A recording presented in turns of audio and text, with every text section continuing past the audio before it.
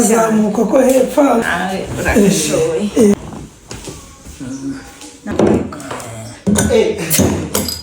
Iriwe. Iyi ni bro wanjye. Komera. Inoye.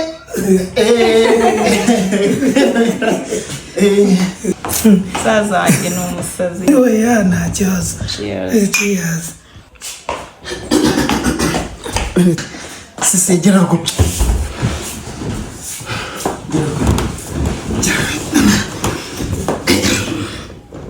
Zanamufasha. Twumve niba ukomeye. Ndumva nta kigenda. Ese bro ufite ikihe kibazo ntabwo ujya uba umushyitsi? Ndabangamiye.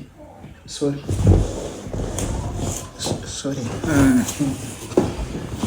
Tishiri wanganye.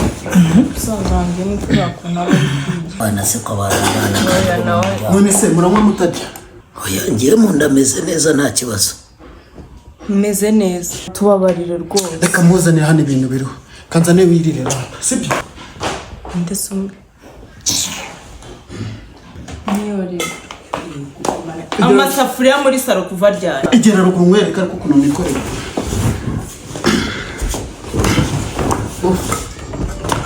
Ujye ku kinono. ariko nakubwiye ngo ngenda hasi. Yakubwiye ko ameze neza. Nakubwiye ngo ndahazi. Mbona bakabishika.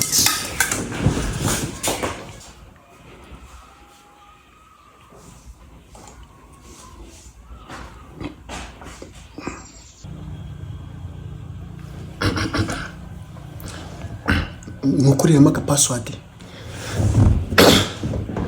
Reba, ubundi ugomba kumenya amabanga y'ubutereta. Reba kuri uwo witwa David. Ngaho reba kuitwa David. Zamura kuri tuno twa mbere. Reba iyo mitima.